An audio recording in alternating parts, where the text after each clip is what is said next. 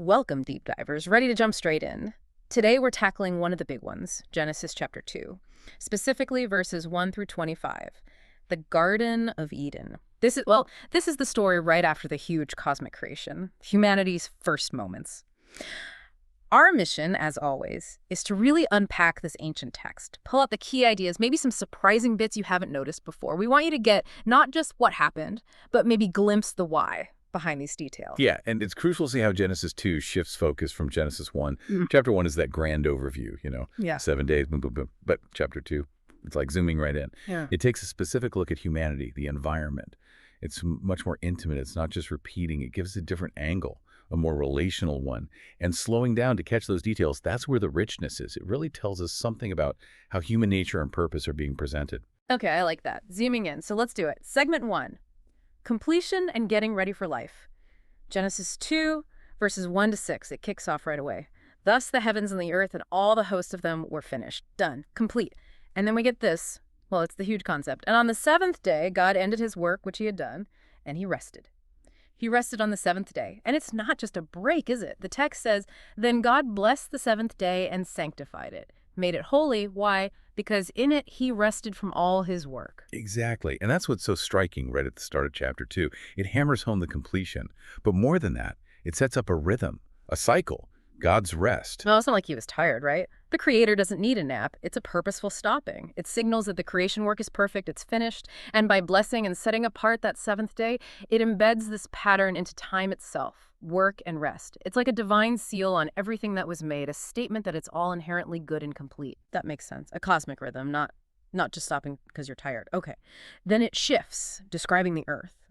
Before things really got going with humans and even rain. It says this is the history when they were created, before any plant, before any herb. Because the Lord God had not caused it to rain on the earth, and there was no man to till the ground. It feels like the stage is set, but the actors aren't on yet. There's anticipation. Oh, absolutely. It's pure anticipation. The earth is ready. It's perfectly set up, but it's waiting. Waiting for rain, yes, but also explicitly for a human tiller. It tells you humanity wasn't some afterthought. It suggests humans were planned, integral to creation's ongoing story. The environment wasn't just a finished gift. It was designed for humans to interact with, to care for, stewardship right from the start. And that watering method, a mist went up and watered the whole face of the ground. It shows a working system, sure, but one that's kind of primed, waiting for that human element, maybe for agriculture, to really unlock its potential. Right, the perfect environment, waiting for its key inhabitant. That leads us right into segment 2. Forming man, designing the garden. Verses 7 to 14. And here he is, humanity arrives. And the Lord God formed man of the dust of the ground, and breathed into his nostrils the breath of life, and man became a living being. This two-part creation, dust and divine breath. What does that tell us about human nature right off the bat? It's fundamental. This description sets humans apart, formed from dust. That connects us directly to the earth, doesn't it? To the physical world. There's a humility there. But then the breath of life, breathed directly by God, that's different. It gives humanity this transcendent spark, a spirit, a consciousness. So there's this duality. We're earthly, grounded, but we also have this divine connection, this capacity for something more. It's like we're designed to bridge the physical and the spiritual. It's a tension almost. A tension. I like that. Okay, so man is formed, and then God plants this amazing place. The Lord God planted a garden eastward in Eden, and there he put the man whom he had formed. And it's lush, every tree, pleasant to the sight and good for food. But then 2 trees get special mention. The tree of life was also in the midst of the garden, and the tree of the knowledge of good and evil. Why these 2 specific trees right in the center of this paradise? What's their significance? They're huge symbols, aren't they? Not just plants. The tree of life. What? In many ancient cultures, that represents immortality, ongoing vitality. Right. It suggests humans initially had that access. But the tree of the knowledge of good and evil, that immediately introduces choice, consequence. Even in this perfect place, the ability to choose to obey or disobey is right there from the start. It sets up the whole dynamic of the relationship with God. It's about moral agency. It means humanity isn't passive. We're active participants making choices. That's radical. Radical indeed. Choice, right from day one in paradise. And the garden itself, it's not vague. The details are incredibly specific. Now, a river went out of Eden to water the garden, and it parted and became 4 riverheads. And we get names. Pishon, flowing through Havilah, where there is gold, good gold, bdellium and the onyx stone. Then Gihon around Cush, then Hiddekel the Tigris towards Assyria. And the Euphrates, why bother with such specific, almost map-like details? Gold, bdellium, onyx. Well, I think it's deliberate. By naming real rivers like the Tigris and Euphrates and mentioning valuable, tangible resources, it grounds Eden. It stops it from being just a floaty myth. It presents it as, well, as the pinnacle of earthly reality. Abundant, flourishing, rich. It's not just symbolic. It's portrayed as intensely real, the best possible version of a physical place. It makes you visualize it, doesn't it? This incredibly fertile, valuable land. It gives the whole story a sense of weight, of real-world consequence. It really does. You can almost picture it. Okay, moving to segment 3. Purpose, responsibility in the first rule, verses 15 to 17. So the man is placed in this amazing garden, but not just to hang out. The text says God took the man and put him in the Garden of Eden to tend and keep it. Tend and keep. What does that actually mean? It sounds like work. It's purposeful activity. Tend, that implies cultivation, making things grow, bringing improvement. Keep suggests guarding, protecting, maintaining. So right away, humanity has a job, a purpose, stewardship. We're meant to be active partners in creation's flourishing. And what's fascinating is that this is before the fall. Often we think of work as a curse, right? But here, meaningful work, creative engagement with the world, is presented as part of the ideal, part of our original design. That completely reframes the idea of work. Part of paradise, not a punishment. Okay? And right alongside this purpose comes the very first rule.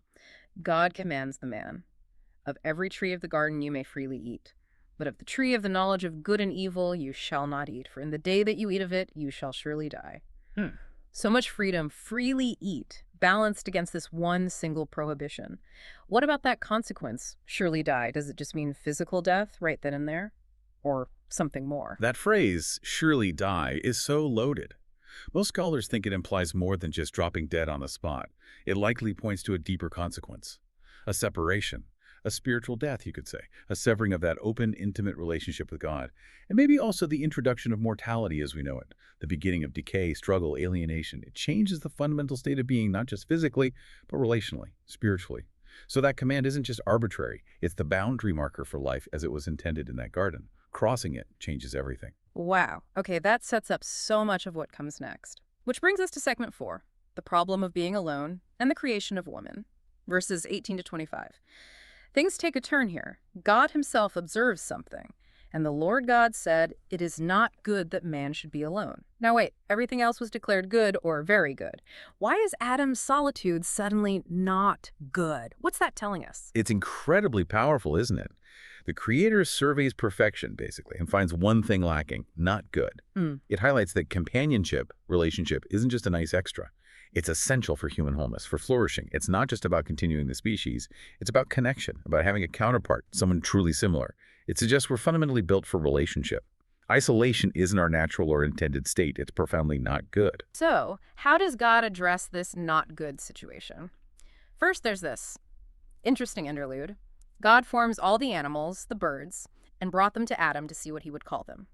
And Adam does it. He names every single living creature. Cattle, birds, beasts. But the punchline is, but for Adam there was not found a helper comparable to him.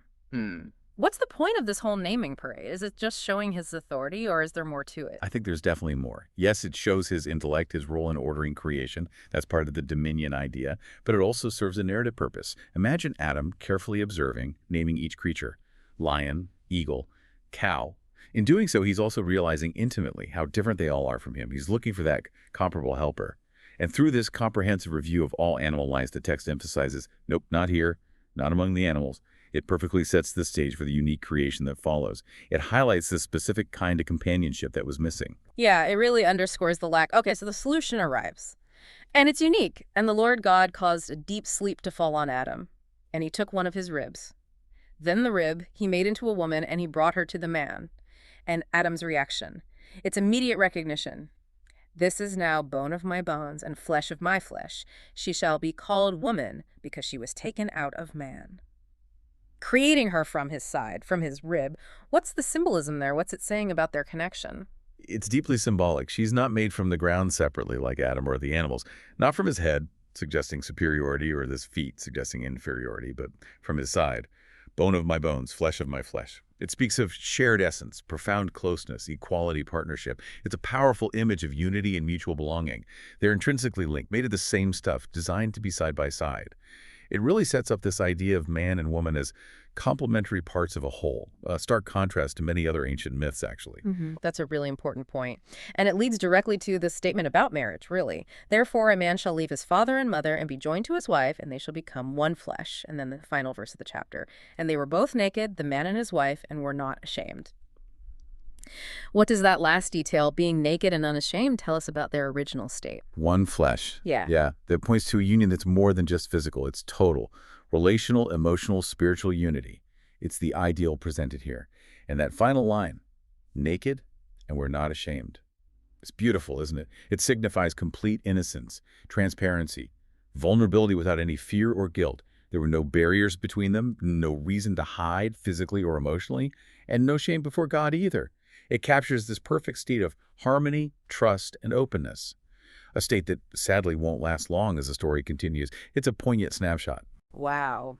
Yeah, poignant is the right word. So much ground covered in just 25 verses. Okay, let's try to wrap this up for you, our listener. We went from the completion of creation, the seventh-day rest, through the earth, waiting, to the unique making of humanity, dust and breath, the incredibly specific, rich Garden of Eden, that first command establishing freedom and choice, and then the profound realization about solitude, leading to the creation of woman, companionship, and that final image of innocent, unashamed connection. It really is packed, isn't it? And think about how these themes still echo. Purpose, choice, responsibility, Yeah. tending and keeping, that fundamental declaration that it's not good to be alone. Our deep-seated need for connection, for belonging, for finding that comparable helper. How might those ancient ideas resonate in your life today, your work, your relationships, your sense of purpose? Even outside the literal garden context, these questions about what it means to be human, to relate to each other and the world, they're timeless. They're worth exploring. Absolutely. A lot to think about there. Thank you for joining us on this deep dive into Genesis 2. We really hope these insights spark some reflection for you. Maybe even encourage you to go back and read it yourself, see what jumps out. Until next time, keep digging.